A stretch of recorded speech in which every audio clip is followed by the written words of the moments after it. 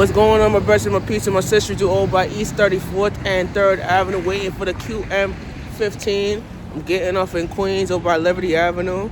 Listen to me. We're gonna talk a little bit because I gotta get on the bus for 9:15.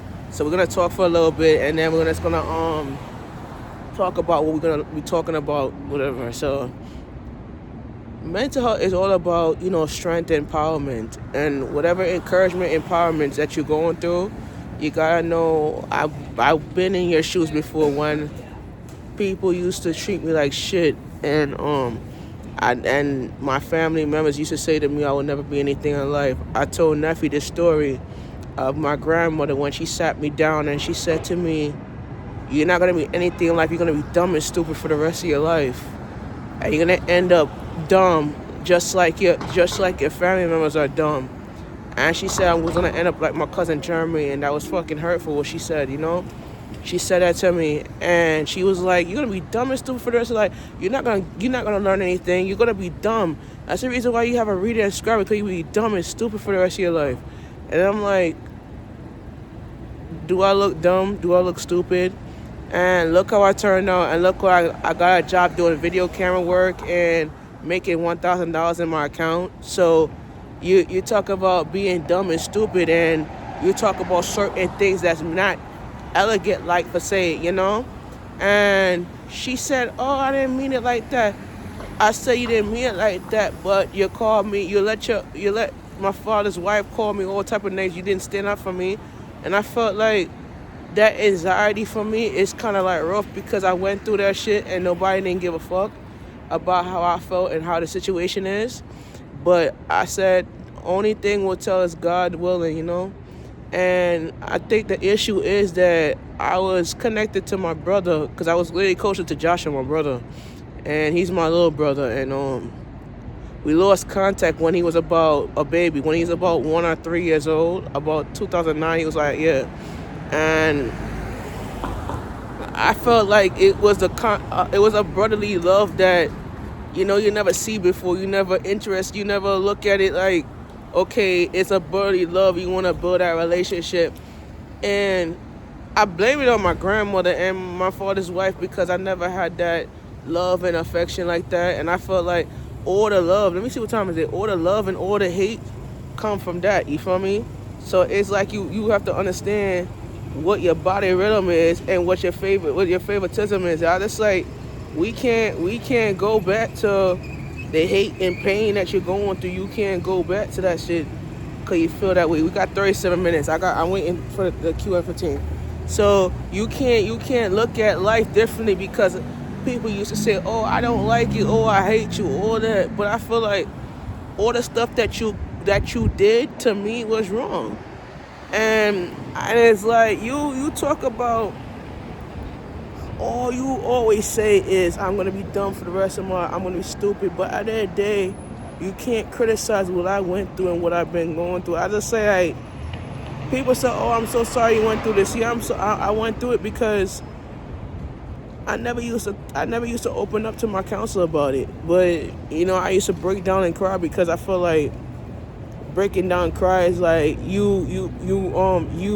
they never cared about you. They never been there for you. Yeah, it's like when I had graduations, birthdays and stuff, the only person I took the day off to be there for me is my mom and my aunt Marlene, and my aunt Latoya, and my aunt Marva, and certain people that was there to support me, whatever like that.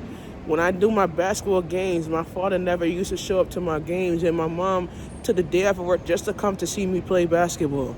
And it's like, my mom always been a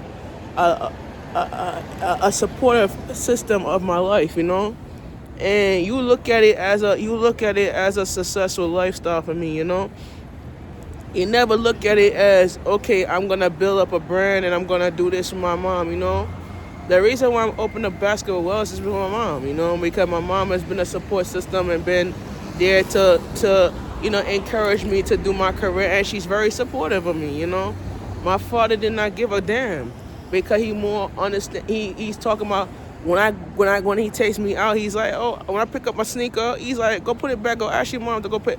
Yeah, go ask your mother because I give her child support every month for you. I said, okay. I go ask my mother, and my mother went and go buy it. You know what I'm saying?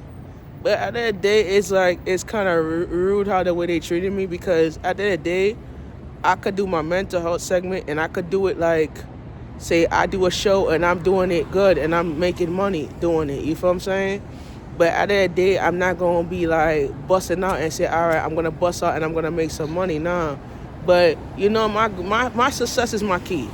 You know, my success is my gaining a lot of wealth in my accent, you know, gaining a lot of wealth. So guess what, guys? I'm planning a fashion gala, and I'm also going to be planning a modern audition at Manhattan Neighborhood Necklace for my next episode of Mental Health Show.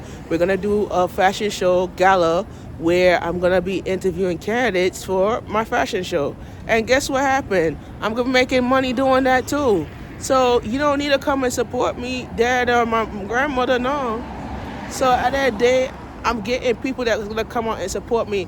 And the flyers will be, listen, let me tell you this. The flyers will be printed out this weekend. Oh, I ain't tell you. The flyers will be printed out this weekend. And we're going to have it designed and I'm going to have it posted. And guess what? We're coming out with a new website for the fashion gala. And it's going to be lit. It's going to be exciting. It's going to be good. And, you know, and I just want to thank Neffy, because Neffy has been a support system for me. And she been there for me all through when I was going through my depression and my anxiety. She always been, always been by my side. And, you know, all the love and support and all that, you know, she has been like a friend and like a wife, you know, like a girl, you know, like a girlfriend, you know. And I just like, you know, I just think about life as differently. I never used to think about, you know, going out and just, you know, talking about things like, say, certain type of religion and whatever like that. Nah. But I'm going to go back and say, listen, if it wasn't for my Aunt Latoya, she saved me, actually. Her and Neffy saved me from going through a deep depression. I went through that shit. Like, it was like so deep where I started, you know, hanging out with the wrong people. And, you know, it got to a point where the wrong people turned out to be my friends that I used to hang out with. And it got to a point where I had to say, F this and F that. You feel me? I used to say, fuck this and fuck that. Right? But that's it. But at that day, bro, it's like my life changed when I met Neffy, though. And that's where everything turned out to be different, you know? And, you know, to God is my witness, you know, you're going through that cycle and you feel like the cycle is burning you out, and you feel that all your hope is in that person. And hold on one second. I think they're gonna pick up garbage right here. Yeah, so all that hope is in that person, whatever, and you just feel like all that, you know. So it's like everything, they going in there, everything happens for a reason, and you don't even know, you know? And we're waiting for the Qm15 over by East 34th and 3rd. So when I get on the bus, I'll video more segments. But just letting you know that it's gonna be lit, man. All right.